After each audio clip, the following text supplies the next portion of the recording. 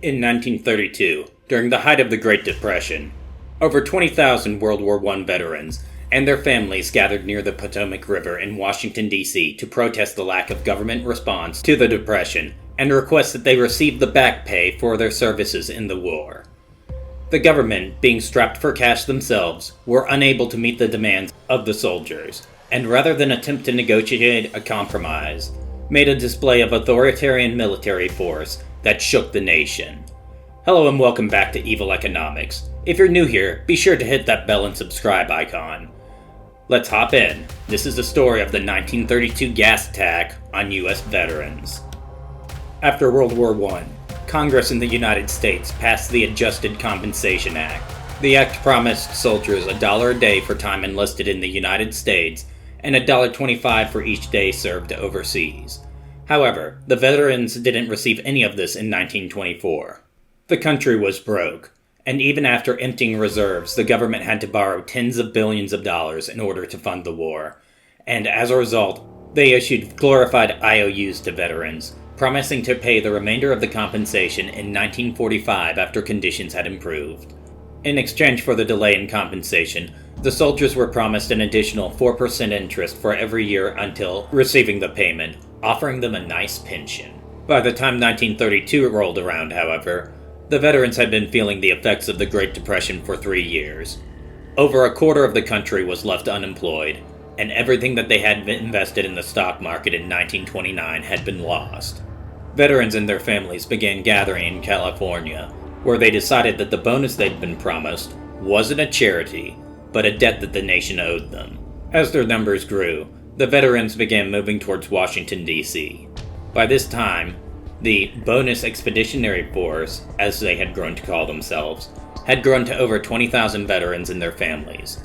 They were jobless, hungry, and desperate as they needed their bonus now, not in 10 years.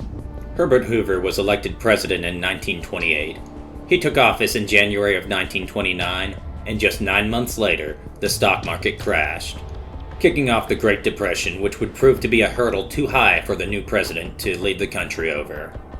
Hoover's laissez-faire economic stance and belief in rugged individualism resulted in the government sitting back and doing nothing while the American people lost their homes, jobs, and savings. Eventually, citizens who were left homeless would construct shanty neighborhoods in vacant city lots using whatever scraps they could find to build lean-tos. These neighborhoods were labeled Hoovervilles to spite the inactive presidents. Hoover's response to the BEF was the same as to the Depression. He sat back and ignored the protesters, hoping they would lose interest and just go away. However, after several weeks, the protesters had constructed residences using scrap metal and cardboard. It was clear that they were digging in, and that they were only going to leave by force. During an election year, this could prove to be disastrous. Hoover, believing that paying the protesters would only result in further demands for payouts from the government, mobilized the Washington, D.C. police force to disperse the encampment. This would result in a clash where at least 2 veterans were killed by Capitol Police, and 2 officers were seriously injured. Fearing the BEF would become radicalized after the incident, Hoover called in the United States Army.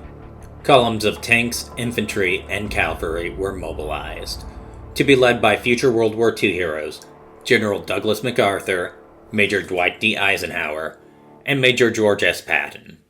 MacArthur was quick to brand the BEF its traitors, stating pacifism and its bedfellow communism are all around us.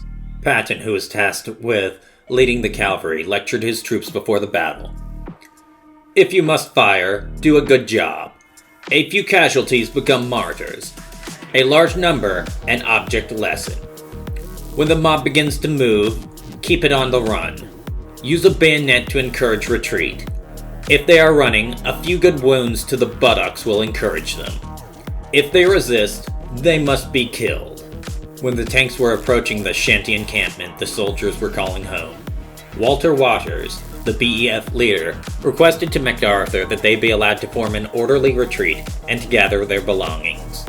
MacArthur replied affirmatively, but as his troops approached the Hooverville, they immediately began lighting homes ablaze and brandishing bayonets. It would be the tear gas grenades, however, that were lobbied at protesters, which caused the most damage. Unlike the CS tear gas used by police today to quell riots, the veterans were hit with CN tear gas, a weapon designed for war. Type CN tear gas was meant to debilitate German soldiers in the trenches of World War I. The primary mechanism of the gas leads to glaucoma in those exposed to it. Glaucoma is damage to the nerve that connects the eye to the brain, resulting in blindness. Traumatized by the gas attacks they faced during the Great War, the BEF began a frantic escape as tanks plowed into their shanty town. Over 1,000 veterans would suffer from blindness after the attack, in addition to 2 veterans and 2 children dying from exposure to the toxic substance. Those left blinded by the attack still had to deal with the hardships of the Great Depression: unemployment, homelessness, and hunger, in addition to losing their eyesight. The political wildfire burned hotter than the protesters' encampment. News outlets that were generally favorable towards Hoover turned against him as they published images of tanks plowing through burning lean-tos of the encampment and told tales of children and war heroes being beaten and suffocated by tear gas. Hoover lost the 1932 election by a landslide, managing to only get 6 of the 48 states. FDR, who took over in 1933, though he created veteran rehabilitation camps to offer former soldiers jobs, the conditions were oftentimes unsafe. In 1935, for example, 259 soldiers lost their lives while working in the Florida Keys after being hit with a hurricane with over 200-mile-per-hour winds. And in 1936, FDR vetoed a bill passed by Congress to grant soldiers their bonus pay early. He would later have Congress override his veto, however, and the veterans finally got the money owed to them. What do you think of the government's response to the BEF? MacArthur seems like he gets most of the blame for the incident modern day, but was he really to blame? He, Eisenhower, and Patton were soldiers, not peacekeepers, not police officers.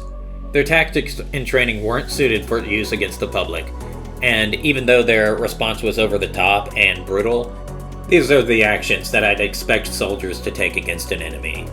More than likely during World War II, they resulted in tens, if not hundreds of thousands of American lives being saved. What do you think? Let me know in the comments section down below, and since you made it this far in the video, why don't you leave me a like and subscribe as well? Thanks again, we will see you in the next one. Bye-bye.